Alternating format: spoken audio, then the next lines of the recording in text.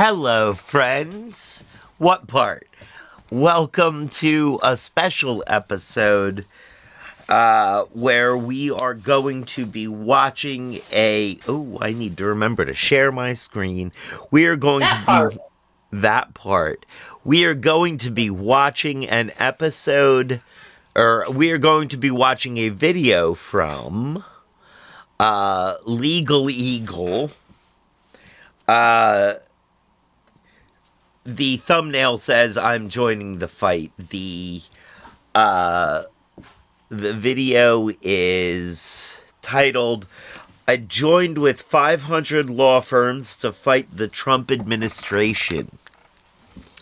By the way, I'm your host, Trevor Stewart 1308, and we are here with the ASOC Pod, or ASOC Prod, completely different from the associate producer Pod, Meep, and meep, the Peanut meep. Gallery.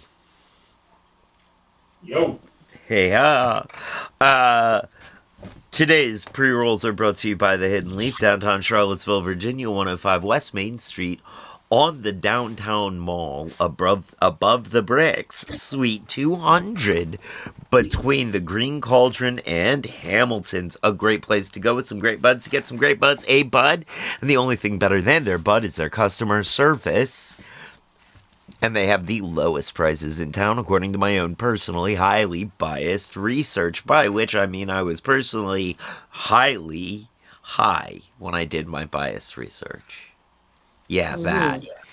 Mhm. And don't forget to check the website for times and events. The website is thehiddenleafcville.com. That's the Hidden Leaf Cville, CVILLE.com. Where they have events such as Frosty Fridays, where you can find our other sponsors, the Kush Gang, purveyors of fine edibles, and Firehouse Craft Organic Cannabis. Now, of course, we are again talking politics.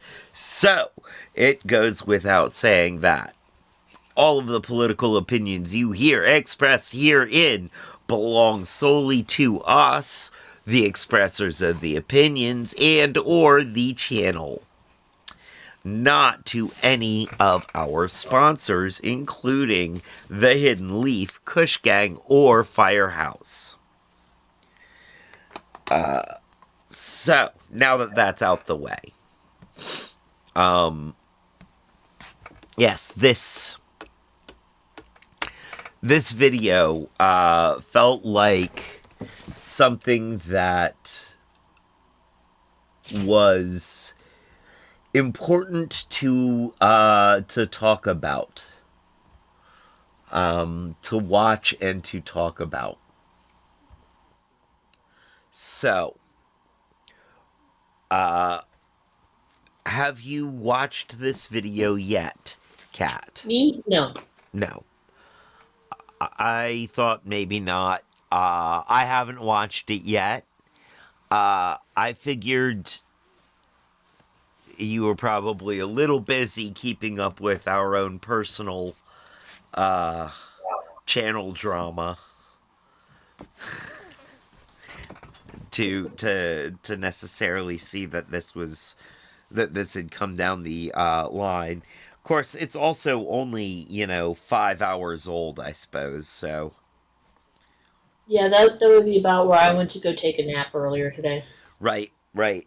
Now I do know you are a hyperactive person.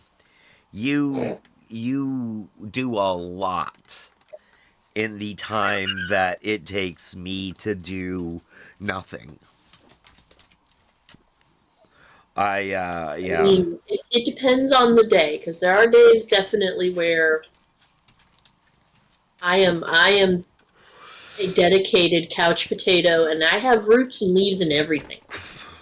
hey, Fair enough. I Wait. do a whole lot of nothing. Yes, There you go. but it takes you a while to get a whole lot of nothing done, doesn't it? It takes Sometimes more time than I expect, and sometimes less. Hmm. how very zen. A Zen Cohen. Time is a river. Life is a journey. The door is ajar. It happens. No, It happens the every now and then. door is a door. I cannot put stuff in the door. Put stuff in the doorway. In that case, Out of- the doorway can be ajar in its own weird little, like, if you bend definitions. Out of the whole book series, that is one of my most favorite lines. Which book That series was- is this? The Dresden Files. Oh, the Dresden Files, yes. First is, time is a river, life is a journey. The door is Is ajar. ajar. The second one being Polka will never die. Because any scene that has two mad people riding around on a resurrected Tyrannosaurus Rex to run into a necromantic storm is just awesome. Okay. Was it a resurrected T-Rex or was it a reanimated T-Rex skeleton? Reanimated T-Rex skeleton, but because of the spell used, it did end up with flesh and stuff covering it in the form of ectoplasm. Either way, playing polka because you need a steady heartbeat for this works just fine. That's fair. You can also use Baby Shark. You can, but it Of kind of course, defeats the whole as purpose. Lockpick has done proven, you can use Polka for Baby Shark. I think I'm gonna have to do something to your future ex-husband. Oh, if you have not heard his drum and bass polka Baby Shark remix, it is amazing. It I is. can appreciate that it's amazing without hearing it. I'm good, thank you. It's Baby Shark. I'm good. Baby Shark will never die, 'cause Zombie Shark. Arr. Fair. Unfortunately, fair. All right, so let us dive right in and see what the hullabaloo is about. Mhm. I want to see what they're fighting the Trump administration about. Also, just so you guys know, I did just finish watching a video about how Trump did arrest that judge. Mm-hmm. Leisha Miller is a lot of fun. Mm-hmm. President Trump has illegally taken aim at several major law firms for, among other things, First Amendment protected activity. He has issued illegal executive orders and weaponized the Equal Employment Opportunity Commission against many of the biggest law firms in the country. So Legal Eagle, along with my law firm, Eagle Team, has taken a stand against this fascist behavior. Eagle Team, along with 500 other law firms, has signed on to a brief in support of law firms like Perkins Coie, who are fighting back. Because this isn't just about one law firm, it's about the rule of law. It's about the Constitution. It's about standing up when government power crosses the line from law enforcement to political retribution. Now, other firms are taking another tack. They are falling over themselves to settle and pledge hundreds of millions of dollars of free legal advice in support of Trump-approved causes. They think that they can buy their way out of this. They think that they can curry favor with an increasingly fascist regime. Well, they are incredibly wrong. You cannot stand up to a bully by giving in. Bullies are like mice with cookies. They always want more. And the law firms that capitulated are finding out the hard way. But that's why some great lawyers and great law firms are standing up and fighting back. Some really talented lawyers at Munger Tolles and Eimer Stahl took the lead in writing this particular brief, which was filed in the Perkins Coie lawsuit, and a version of which will be filed in future cases where law firms fight back against the illegal executive orders. And frankly, I can't say it better than what's in the brief. Here's what we wrote. This amicus brief is filed on behalf of many of this nation's leading law firms. Although we do not take this step lightly, our abiding commitment to preserving the integrity of the American legal system leaves us no choice but to join together to oppose the March 6, 2025 executive order entitled Addressing Risks from Perkins Coie LLP that is at issue in this litigation. The executive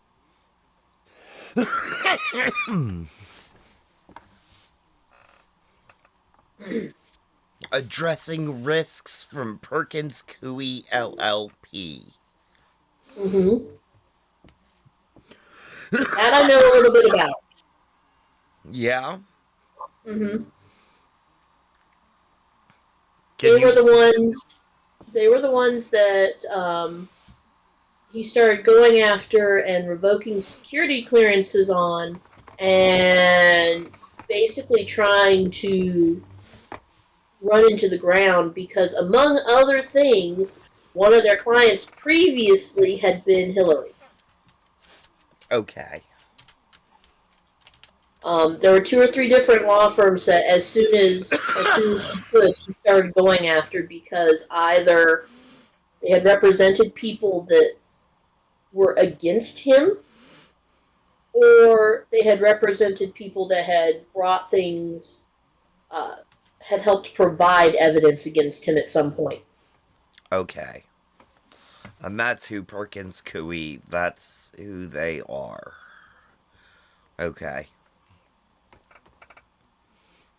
Alright, let's see what they say, if they say what the executive order said. order, I think it which will. is now subject to a temporary restraining order, should be permanently enjoined as a violation of the core First, Fifth, and Sixth Amendment guarantees, as well as bedrock separation of powers principles. But something even more fundamental is at stake.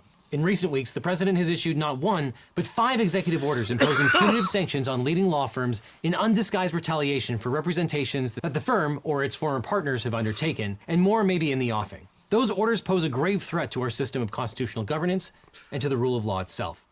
The judiciary should act with resolve now to ensure that this abuse of executive power ceases. The executive order at issue in this case, and the others like it, take direct aim at several of the nation's leading law firms and seek to cow every other firm, large and small, into submission. On the basis of almost decade-old allegations, the executive order subjects an entire firm, as well as its clients and personnel, to draconian punishment, including the revocation of its attorney's security clearances, the potential loss of clients that contract with the United States, and denial of access to federal buildings and facilities.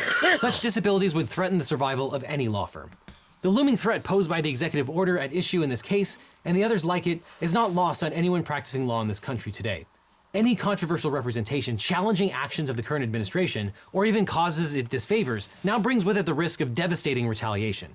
Whatever short-term advantage an administration may gain from exercising power in this way, the rule of law cannot long endure in the climate of fear that such actions create. Our adversarial system depends on zealous advocates litigating each side of a case with equal vigor. That is how impartial judges arrive at just, informed decisions that vindicate the rule of law. In the same vein, it is a deeply held principle of the legal profession that anyone, no matter their actions or benefits, is entitled to zealous advocacy on their behalf. The principle is so deeply ingrained that lawyers, going back to John Adams' defense of 8 British soldiers who perpetrated the Boston Massacre of 1770, considered it a core part of their professional obligation to take on representation of clients with whom they disagree, even vehemently. Indeed, the courage of attorneys who take on unpopular clients has long made lawyerdom proud. The work done by Amici and other firms like them is indispensable to the success of our system. Many advocate for the interests of the nation's leading businesses and financial institutions, which depend on the stability of the rule of law in order to thrive economically. Others advocate for the interests of small businesses, nonprofit organizations, consumers, workers, and other individuals, and likewise depend on the impartial administration of justice to advance their clients' objectives. Individuals at these firms hold a wide range of political, social, and economic views, even with respect to the representations attacked in the executive orders. But despite those differences, Amici are united in their support of the integrity of the adversarial system and the rule of law. The role of Amici and firms like them is particularly important when a law firm represents a client challenging the actions of a president or his administration, Republican or Democrat. Checking federal government overreach, whether it be infringements on religious liberty, assaults on the freedom of the press, or burdensome regulation, is a vital part of what Amici and others like them are called to do.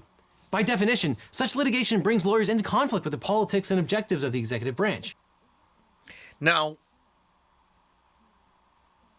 this is, going back a few steps in what he's talking about, this is government overreach. This is actively government overreach, right? Mm-hmm.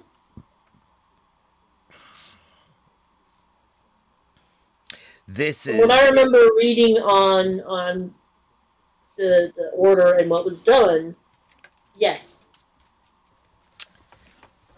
And this is where it's hard for us to square people who say that they voted against government overreach but voted for Trump. It's these sorts of behaviors that make that seem an invalid argument. It seems like whatever reasoning they had to believe that he would not, that he would limit government overreach, whatever those reasons were, they were not Well, valid. when your idea of government overreach extends only to the government telling you as an individual what to do, then it yes, but the more things that he does, the harder it is to make that argument. But I think it's also, I think where a lot of these people may not see this as overreach yet is that mm, this is happening to people who don't matter. This sort of yes, stuff is happening to people that don't matter. So it's not overreach.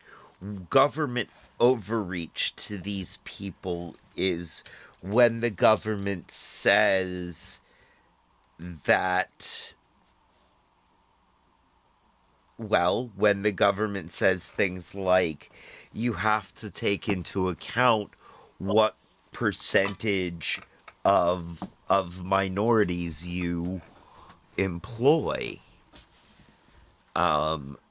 Government overreach is saying that you can't discriminate against somebody for their age, race, gender, sex, and physical. and everything that it says. Right.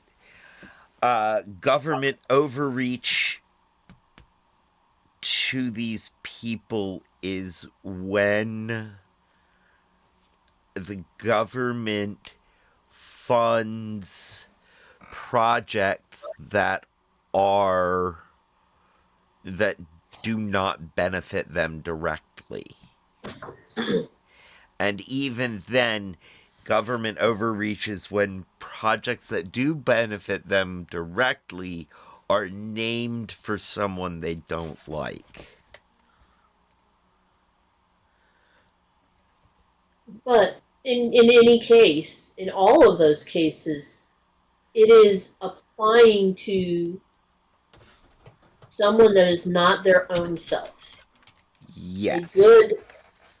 A good case in point would be one person I was talking to that their next door neighbor used to work for the government, and they very proudly had Trump supporting signs in their yard right up until Elon started doing things, and they all of a sudden not only did not have a job,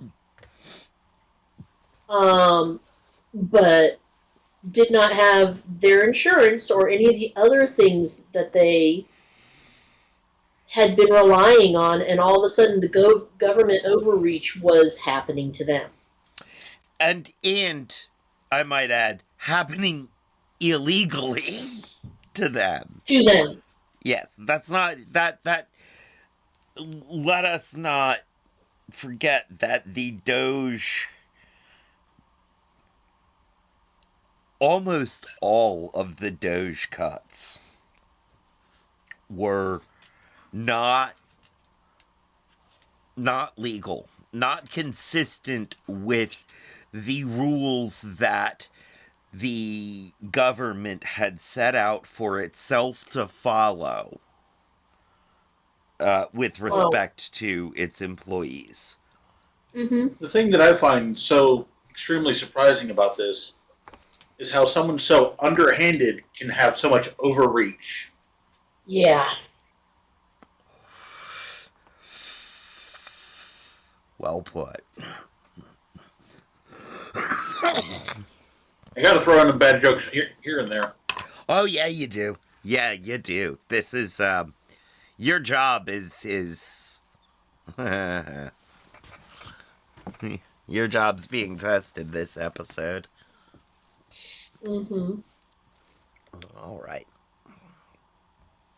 Since this court entered its temporary restraining order, the administration has redoubled its threats of retaliation against the legal profession. In that regard, the express targeting of law firm pro bono efforts in the 3 most recent executive orders, which attack those firms' pro bono representations as activities that make our communities less safe, increase burdens on local businesses, limit constitutional freedoms, and degrade the quality of American elections, is cause for particularly acute concern. For our system of justice to operate, wait, members of... hold on. Let's back that up a second. Did he just say that after the restraining order was issued, the attacks continued? Mm-hmm. Yes. So, okay, so this has been, this whole, I mean, obviously I knew this was coming, but this is another example of the administration directly thumbing its nose at the rule of law. Yeah. Without the rule of law, So, what is to keep me Mhm. from annexing all of my neighbors' land? Without the rule of law, Yeah. nothing except for whatever your neighbors might choose to do to prevent you from doing that.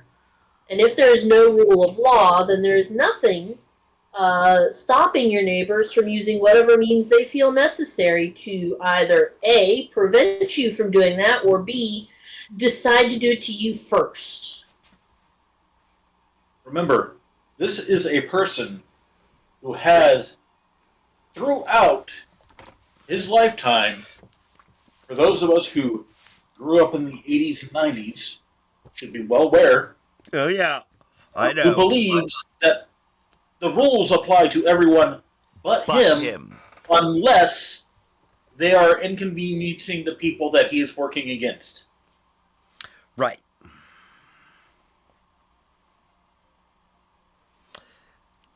Yes. See tax dodging, see avoiding the draft, see the sheer number of Applying for and getting small business loans because Right. Because of who he is, what his name is. oh come on, what's the group lawsuit called? Class action suits. Right. Sheer number of class action suits against him. yeah. Right, specifically him, not just his corporations, but Just him. him. And then how many felonies? Oh God. This 34 this things boggles mixed up. my mind that we so quickly went to such a degraded place in our democracy. I mean, I knew, it's sliding when I knew it was sliding when I knew it was sliding when Bush Sr. got elected on Reagan's coattails. I knew it was sliding when Clinton, played the cross the aisle game and got no, there was take. It was not a give and take, it was a take. Mm. And H.W. Bush, Oh, brother. that whole or W, I mean not HW, W. Yeah. W. That whole his whole presidency, you know, you see it sliding, and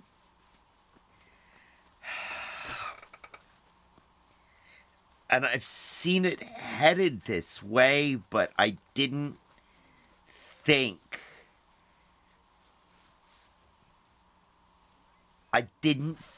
we would get to this. I didn't Well, think my favorite bit of irony is the grand old party refers to themselves as the party of law and order. right. And this is anything but. Yeah. Right. This is the first time where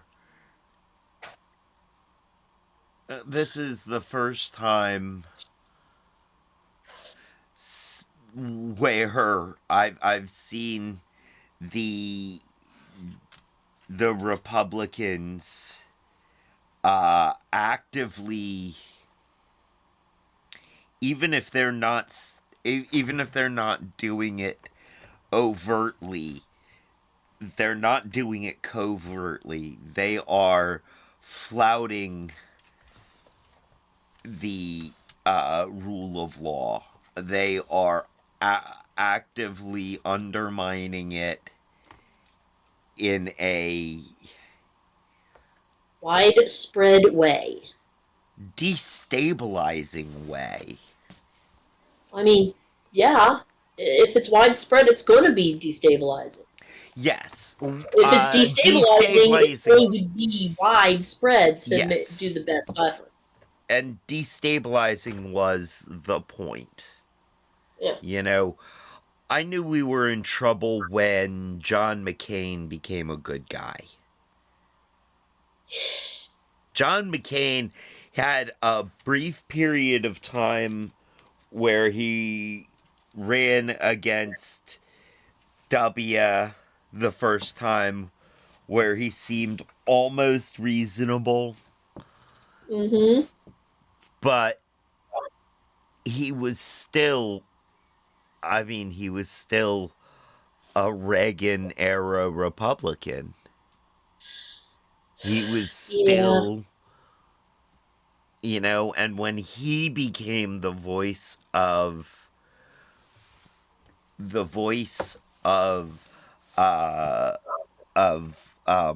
resistance, it's like, oh, we are so screwed. Yes.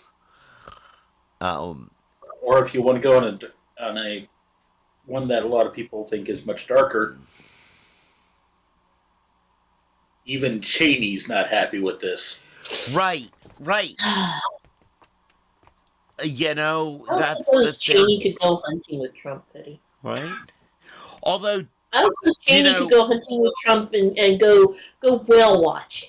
I don't think Dick Cheney really cares that much. I think it's Liz Cheney who's, I think Dick Cheney's just sort of far enough out of it at this point that he's like, yeah, I made my money. I got my bag.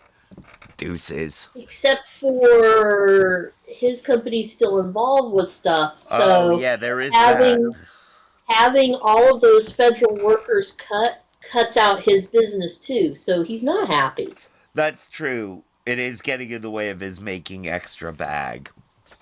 And someone else that's not happy, you're back when we were still doing scripted shows. Right. One of the people that we covered was Huckabee down in Alabama. Oh yeah, Huckabee. Not Alabama, Arkansas. Yeah, Either way. And Huckabee Sanders. We covered We Huckabee talked about the wife. Right. We Wife talked that, about both of them. Yep. And how, among other things, she'd been writing legislation for, I believe it was changing the rules around child labor. Right. And at the time that she was doing that, she was very, very firmly in Trump's camp. Right. And now he is refusing to give Arkansas aid after all of the tornadoes. Right. That's, Just like he did when California had the wildfires. right. Because somebody's displeased him. And Mhm. now, Huckabee Sanders is going, well, F me. I backed the Mhm. wrong horse. Mhm. I need to Yep. check something real quick. I feel like More and more people are discovering that the breadcrumbs that they were hoping to steal off of someone's table are not only tainted, but they are downright poisonous. And yes. those nice little head scratches are not head scratches. They're adding the choke collar and stabbing you in the back. Right. The scraps that these people were hoping to feed upon, the extra bag they were hoping to get, not only isn't happening, but these people are now losing their money to Trelon. Mm-hmm. Again, I love that name. That President Trelon, yeah. yeah, Deja Sade. Love that one. That was I just That explains the overreach. He thinks he's a tree. No. lawn. No. A tree over a lawn. Yes, that's a lot of overreach. No, the overreach is the fact that his arms are so short, he has to overreach to stab them in the back. Okay, fair. Oh, no wonder he hates everything. If my arms were that short, I wouldn't be able to reach either.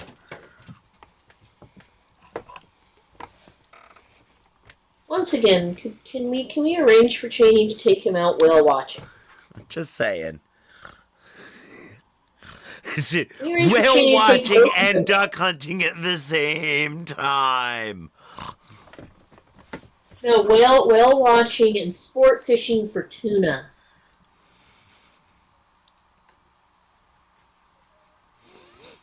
Is that the one where you use the dynamite? Well, not originally, but you could. Just saying. I was thinking more that, tuna sport fishing like that, you're sitting in the chair with the harness. Oh, there is that too, yeah. Alright. Let's get back to this. The bar must be free to advocate zealously for all their clients, large and small, rich and poor, without fear of retribution. They must be free, in the words of Chief Justice Marshall, to defend the right of every individual to claim the protection of the laws. Without such zealous advocacy, there is no prospect of equal justice under law. History offers indelible reminders of the perils associated with government intrusion into the autonomy of the legal system, and with political retribution aimed at lawyers thought to stand in the way of a regime's particular objectives. In too many countries and instances to name, regimes have disbarred, prosecuted, and jailed lawyers who dared to represent opposition figures or challenge government actions, with predictable results for the rule of law and the integrity of the legal profession. Fortunately, such abuses have been rare in our country's history. Over the past 2 decades alone, elite law firms have represented clients seeking to invalidate major presidential initiatives, from the Military Commissions Act of 2006 to the Affordable Care Act and the Dodd-Frank Act. Until now, it would have been inconceivable that a law firm would risk punitive retribution from the federal government for undertaking representations of this kind.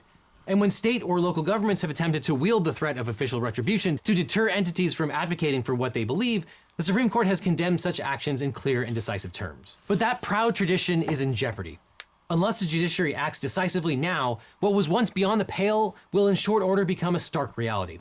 Corporations and individuals alike will risk losing their right to be represented by the law firms of their choice, and a profound chill will be cast over the First Amendment right to petition the courts for redress. Like every lawyer, the members of the amicus law firms have sworn an oath to uphold the Constitution and to discharge the obligations of the profession to the best of our ability. That oath obligates us, no matter our political views, to be faithful custodians of our nation's commitment to the rule of law, a commitment that has made it possible for this nation's corporations to lead the world in innovation and productivity, for our scientists, scholars, and creative artists to contribute so much to human progress, and for all of us to know that we can turn to the courts to vindicate our fundamental civil rights. We therefore feel a special responsibility to stand up now to the unprecedented threat posed by the executive order at issue in this case and the others like it. Now, we're under no illusion that this is going to change the world.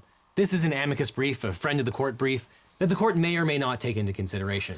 But I signed it on behalf of Eagle Team, along with 500 other law firms. It's something, and it's a start.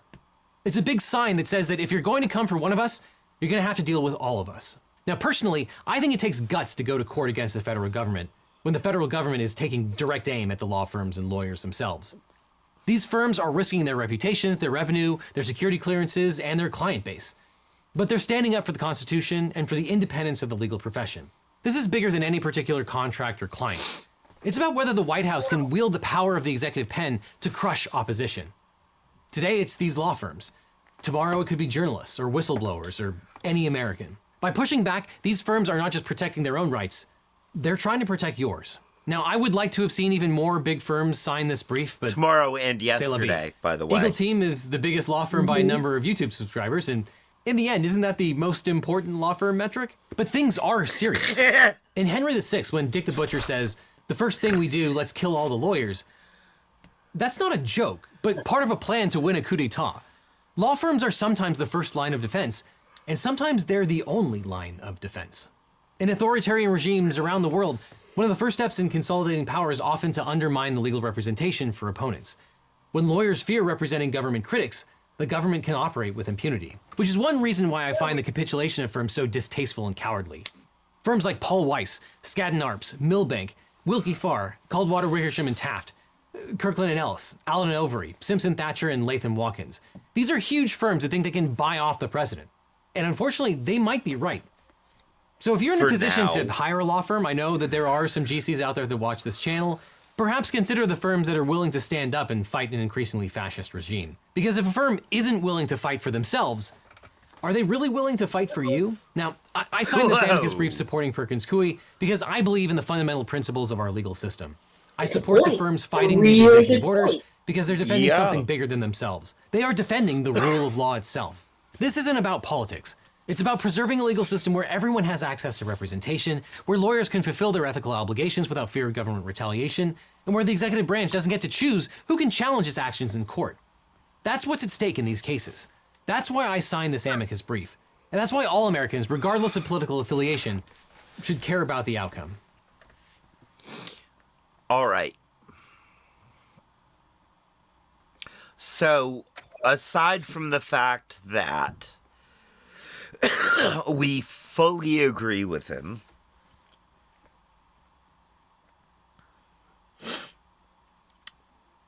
do we think that this... I mean, he already said he doesn't think it will have much effect. It's a friend of the court brief, is what he said. Which I'm not exactly sure what that means. But it definitely seems like this isn't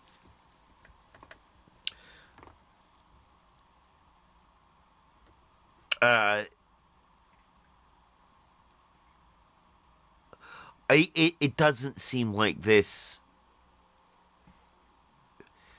If I remember correctly, a friend of the court brief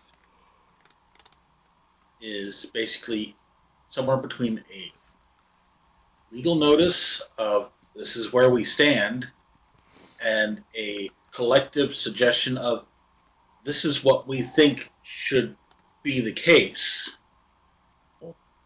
Okay. And it is putting themselves on record with the Supreme Court. Okay. Okay. Although it's also sounds like they're asking for the Supreme Court to overturn these executive orders. It's also something usually filed by someone not actually part of the case yet.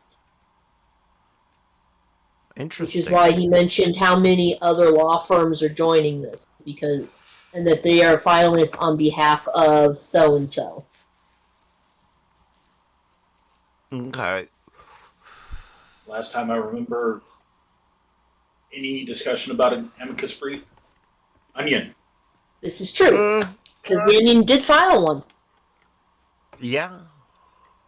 and that's still. They did finally settle that. Oh, did they? Was that the trying to buy Yep, Infowars. Infowars? That eventually got worked out to where it was not okay for someone that was already getting money from the sale to put up their money to buy something from the sale. The goal was to get the most money to split amongst everybody possible. Okay. And that by doing so, they were shortchanging others of funds. Okay. Potentially. So, they've worked that out, but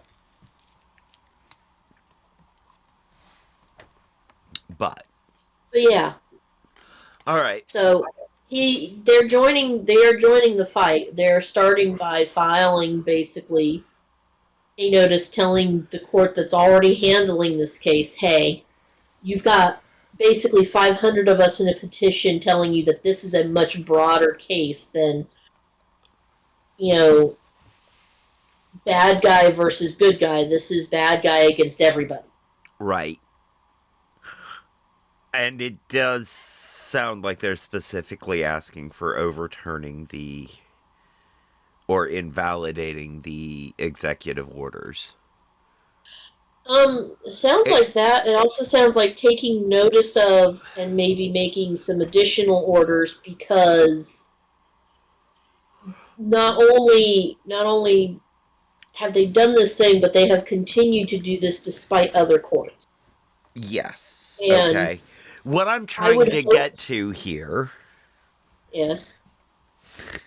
We will come back to this in a moment, but what I'm trying to get to here is what actionable action are they asking the Supreme Court to take? They're not just asking to be recognized as in opposition to, but they're asking the Supreme Court to overturn these executive orders. And you're saying they're asking the Supreme Court to put into place guardrails to make sure this doesn't happen again? Well, see, that's the thing, is the guardrail's already supposed to be there. What they're asking is for the Supreme Court to step up and make the guardrails work. Okay. That the executive order is effectively trying to take the guardrails off. Okay. Okay. I think I see what's... Because it is, it's one thing to just... for everybody to sign this petition to say, hey, this is not cool. And make them stop. But when that happens, what's the or else? Oh, the or else effectively comes down to, or why do we have you in the first place as a court? Well, sort of. I more meant the or else for the president, for the administration. What's the or else for them? What teeth does anybody have in this situation? What can the Supreme Court do? What, other than saying, no, you can't do that, other than saying, no, that's not valid and these other people don't have to do that. can the Supreme Court say you do not have the ability to, you know, that can the Supreme Court say that the police and the military don't have to listen to you when you say arrest everybody? Honestly, I'm thinking what the Supreme Court may end up having to do is appeal to Congress and the Senate and make them actually do something. And ask for an impeachment? I don't know if mean, it's an impeachment. I don't know if it's a vote to limit powers okay. or what. I mean, a But- vote to limit powers. Okay. Saying that the president no longer has all of these other powers. Saying that executive orders are not actually viable anymore. Okay. Because as we saw in the other video, technically in the Constitution there is no place in there for an executive order. Right, executive orders have no teeth. They're not supposed Right. to have any teeth. Exactly. So, with the exception, with the only thing executive orders are supposed to be able to do, other than set direction for policy, and set, give suggestion about how things are done. It is executive order, I think, is allowed to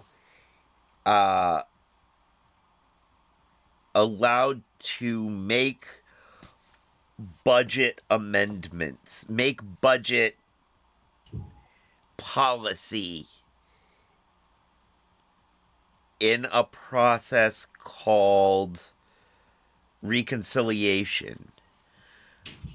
And I think it was originally only for when there was budget, when there wasn't a budget agreement between the House and the Senate, and the president had to come in and say, no, this is, because you guys can't agree on the budget, this is how we're doing it. You don't get to get up and walk out and leave us hanging. You have to stay here and fix it. Well, it's I think not that was just like you the have original this, that might have first been thing. the original idea, but what it turned into was the president can make budget and it can make or maybe it's tax policy. President can make tax policy in reconciliation. Maybe that is something to look up again. Either It's way. something very. It was how the ACA, the American Care Act, the Obamacare. It's how Obamacare got through. It Yes. was seen as because it was tied to taxes, because there was a tax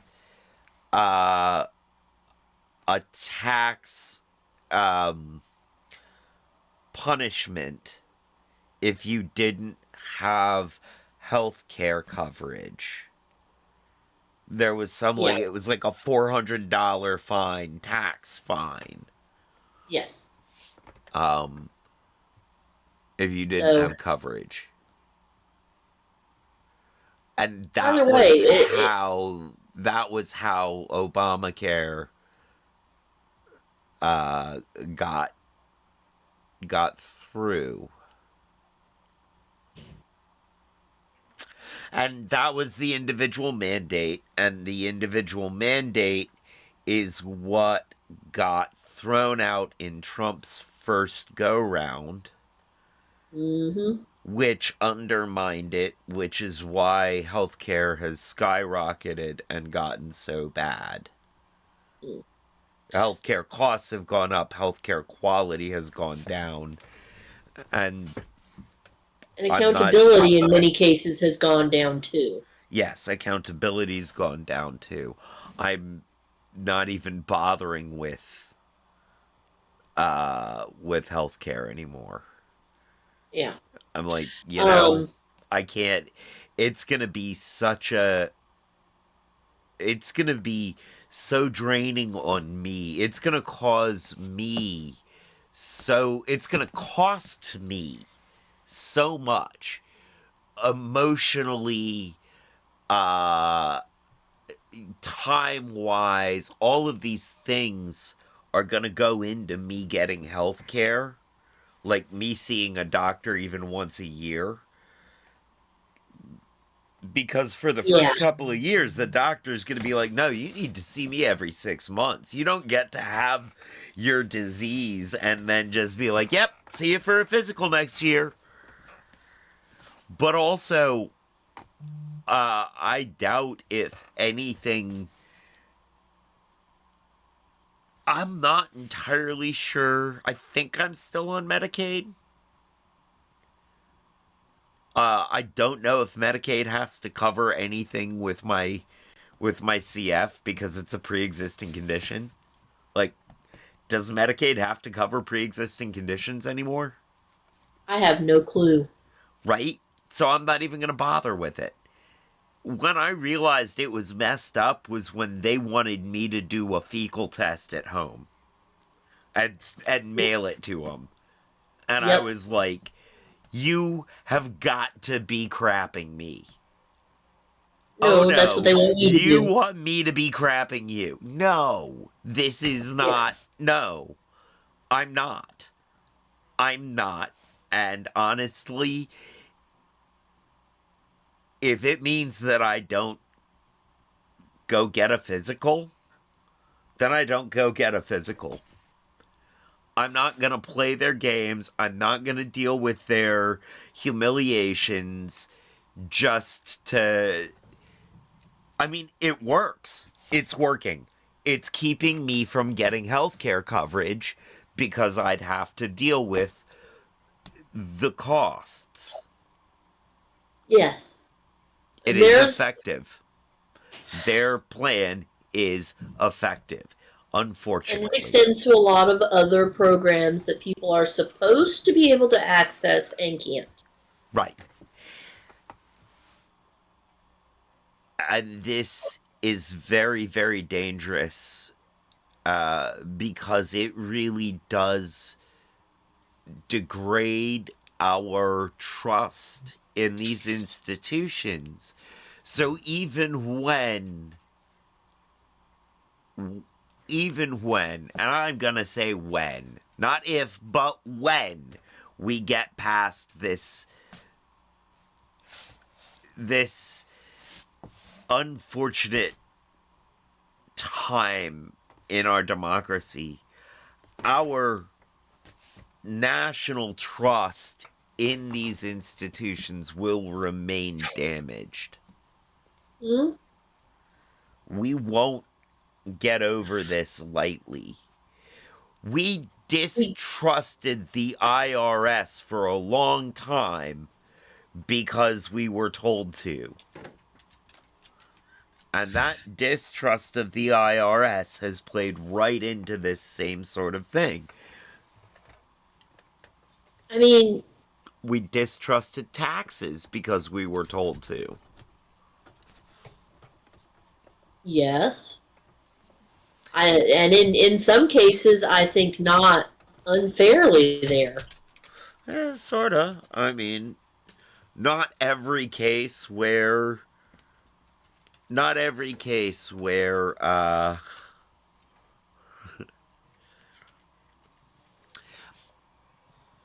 not every case is the same.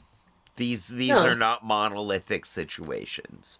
And yes, there were times I'm sorry. Listening to you try to talk about taxes with the cat tail up your nose. I know. We must now pay the cat as tax. Yeah, exactly. Exactly.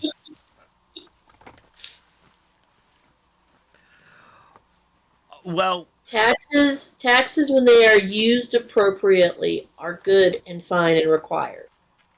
But well, taxes that you're being taxed for, and then you've got this lottery system that's paying for these other things because the taxes aren't paying for them, and then it's getting siphoned off to pay for something else instead of what the lottery's supposed to be doing in the first place.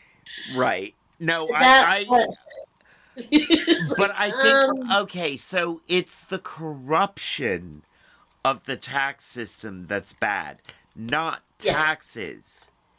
It's the corruption of these institutions that is bad. It's not these institutions. These institutions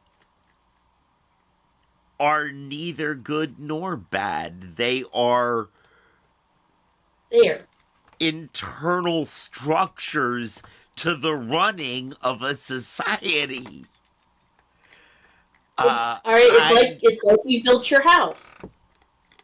You yes. need to have in your kitchen a place to put the trash because you're cooking. You need to have a place in the kitchen where you can wash things because you're cooking. You need to have a heat source because you're cooking. And you need to have a storage place for cold things, frozen things, and things that need to be kept dry because you're cooking. Because that is your essential function of the kitchen.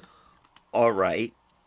Now So tie this analogy back to politics I and am. taxes. So Okay. your you know your sink is like your taxes. Things can go in it.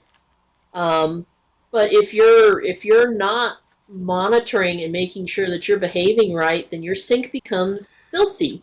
If you're throwing the wrong stuff in it, you're going to clog it. If you throw too much in it, you're going to clog it, and you may have a garbage disposal that chews stuff up, but the grease doesn't necessarily work with that. So you start loading your kitchen sink up with stuff, and it becomes clogged and doesn't work right.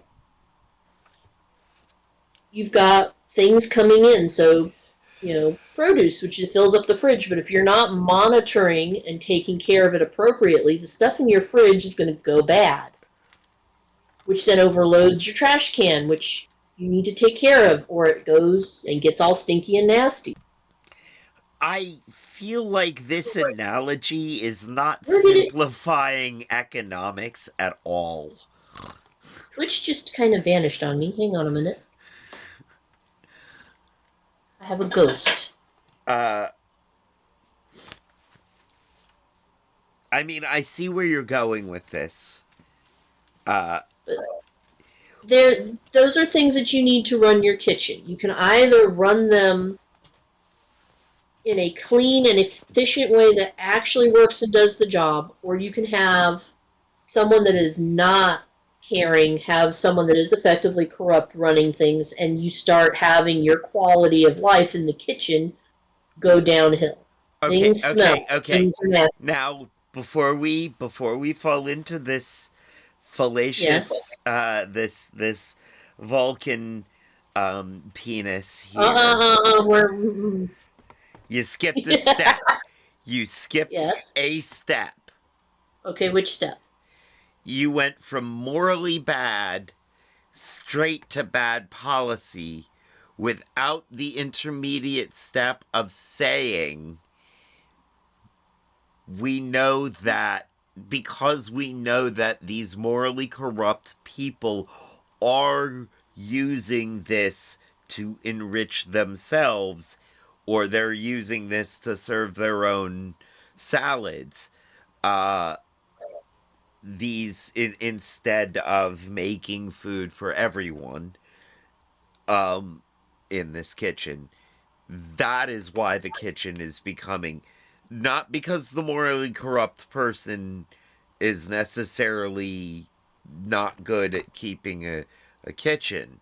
It's because they are we are saying that this morally corrupt person is making morally corrupt decisions that are leading to a corrupted area.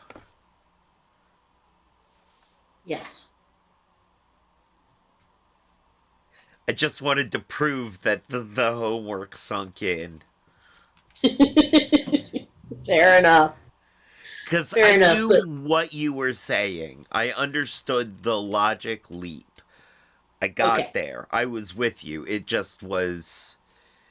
You need to add the other step in to show that we did pay attention. We just spent 4 hours on that. Like, we really did just grind out 4 hours on that yesterday. That was yesterday. So, like, just trying to use yesterday's lesson today. Fair. Fair Ah. and right. Yeah. So this Yeah. is what we are essentially saying is this morally corrupt leader is using this as an opportunity to self-enrich, and what he is doing is dismantling these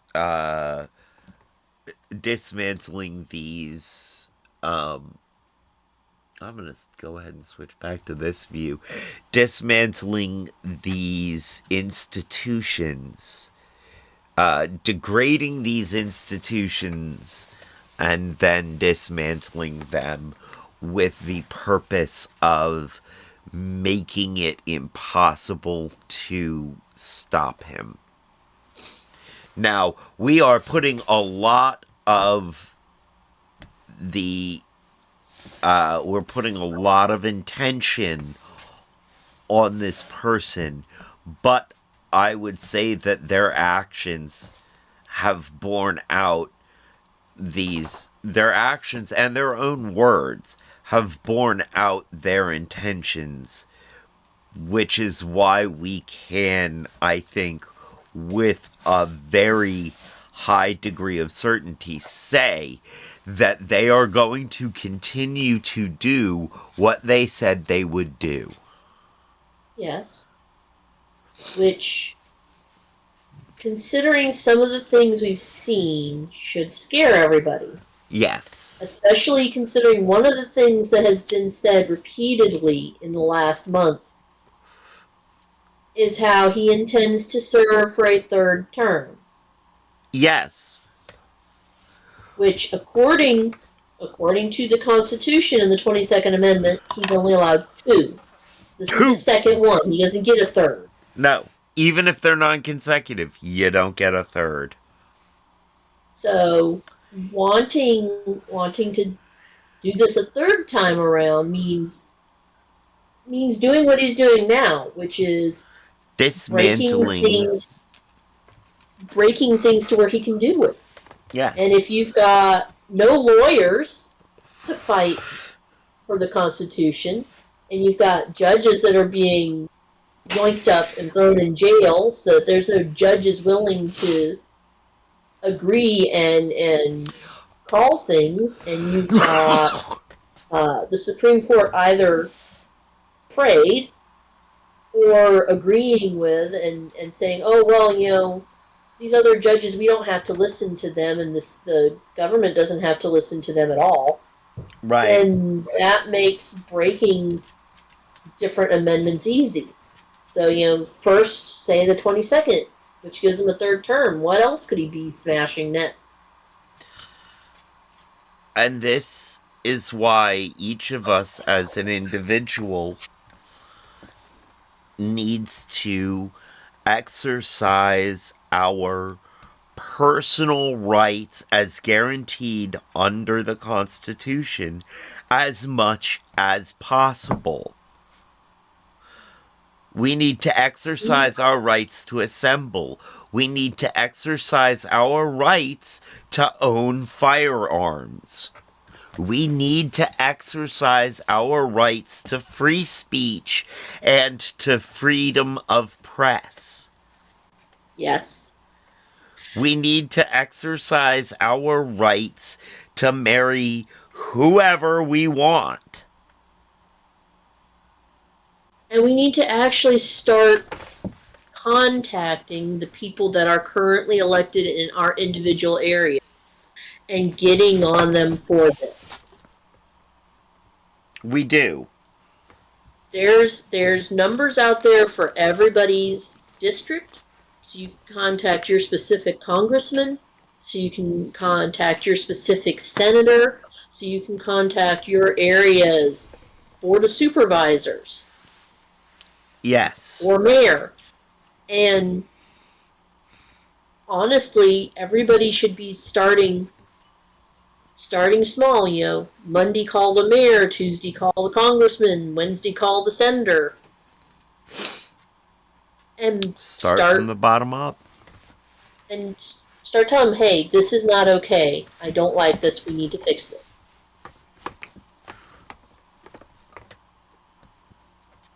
Yeah. Because at the moment, the fear is all coming one direction. Let them know. Even the Democrats need to be afraid. They need to know that if they aren't active, they'll get primaried. You know, there They will. are movements in the Democratic Party to start primarying these members of the party who are not doing anything.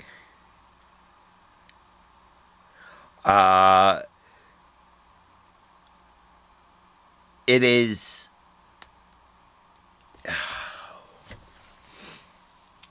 I feel like, join the press. Become a member of the press. Start reporting on stuff. Start a YouTube channel. Start a Twitch channel. Start going out there. And when you see something, say something. Become part of the free press.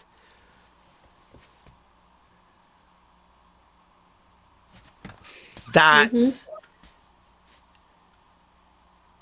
my call to action today. Become the free press. It has never been easier. Start paying attention to what's going on and start talking about it. Start reporting on it and make the conversation unavoidable.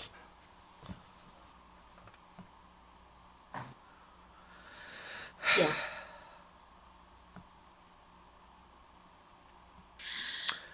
And so I think that's Yeah. that's our call to action. Some good news. Do we have some good news here? You know what? This is good news. Why am I asking for good news? This is good news. This amicus brief is very good news. It's upsetting that it got here. It's upsetting that we are here, but it's good news. And I will take some hope in that. My hope is that those that have to read this brief and decide on stuff and decide on that case, that they read this and they look at what's going on and they look at what has happened with other judicial figures recently and they go, yeah, they're right. And steps start getting taken to limit what can be done by certain peoples. I hope so too. Peanut Gallery, what's your hope? Oh.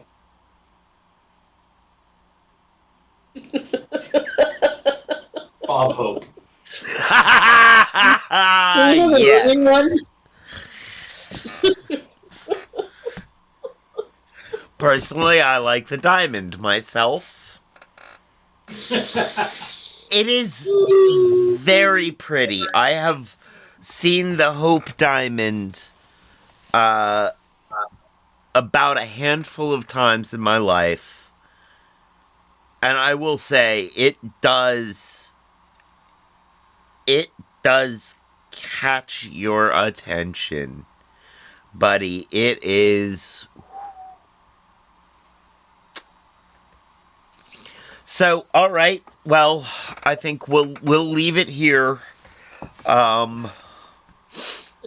You know, our call to action: keep fighting, keep reporting. Thank you for joining us. Thank you, Kat. Thank you, Peanut Gallery. Thank you to anybody who might be in here lurking. I don't think we had very many lurkers tonight. I don't think so. I'm pretty sure it's just us talking. Just us. Yes, yes. But that's okay. This will go up on YouTube. Yep. And not get any views there either. Potentially. On the other hand, if you're tagging Legal Eagles people, Oh, you might get views from that. I might, but I doubt it. Yeah, I know, but still. I mean, they may stop in and look to make sure we're not saying anything, bad. But I doubt we'll get. Honestly, I doubt we'll even get that. Because I feel like we're using too much of the videos. Even though we're stopping and talking about them, we've been using the entire video, and when we've been doing this. Mm-hmm. And while I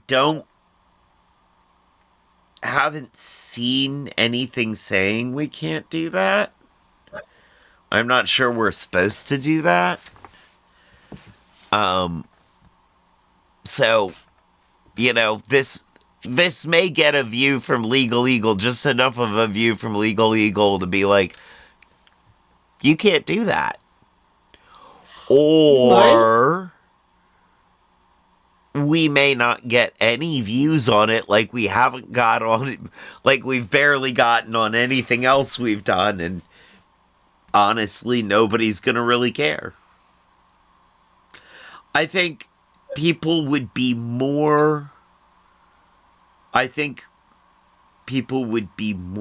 care more if we were monetized on YouTube and making money from it on YouTube. As far as the usage of, yeah. Although the fact that on the last Legal Eagle video it took us two separate Saturdays to go through. I mean, yeah, we do stop and talk. So yes, we used the whole video, but we also, out of a 30-minute video, we watched 15 minutes of the video on one Saturday and talked for 3.25 hours afterwards. It is and during. It is, I think we can claim transformative. I think we can claim that we have transformed these works by our interaction with them. But it's really, this is all gray area. I'm not an IP lawyer. They're a legal team. Mm-hmm. This is just... It is transformative. We are fighting against the Decepticons. There's more than meets the eye to that joke. She tried to head me out with one version. I had another one ready. Exactly. There are some things that I can see coming, and I do try to stop them because I can sense the derailment in progress. You can't really derail us at this point. We're past wrapping derailing up. would be building the track. Supposed to what? The closest thing to derailing us would be building the track. At this point. Putting us back on track. Oh God. Oh, so I'm the one at fault. Thank you. I didn't say you Okay, were over at there. fault. I just said I was gonna blame you.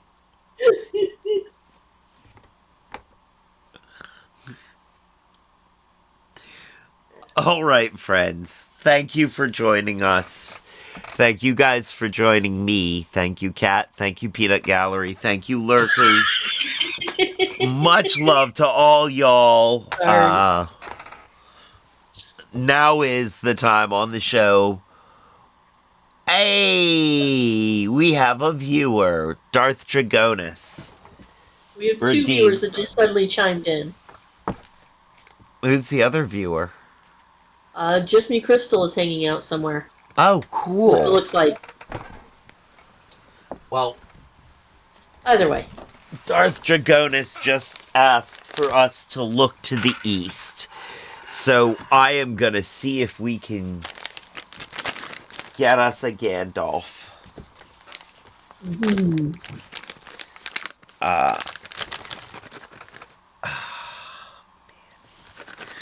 Had to do it when my thing wasn't cleared away there. Like,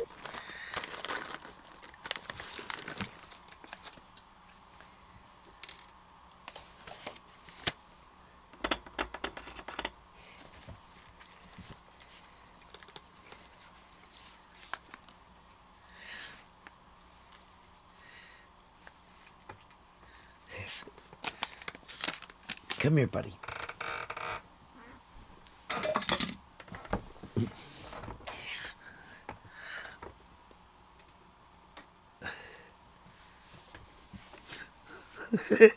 Oh man, poor Pequeñitos. Like, I know there were some there a moment ago. There we go. There's Gandalf in the cameras.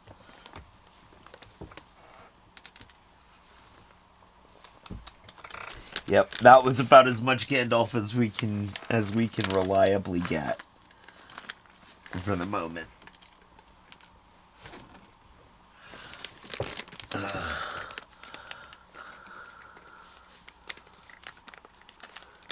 Oh, you were on the road. I hope you traveled safely. It seems like you got to your destination safely. Thank you for chiming in. And of course, Just Me, Crystal. Much love to you. Oh, shucks. Let's make sure we do a shout out for Darth Dragonis there.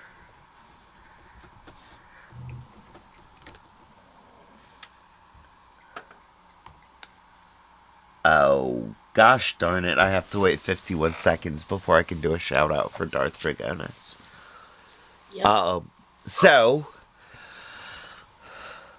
we will continue to waste time for a moment so that we can do a shout out for Darth Dragonis before we head off to our raid. I think we will be wasting it as opposed to committing chronocide. Yes. You know. Chronocide's not a good idea. No.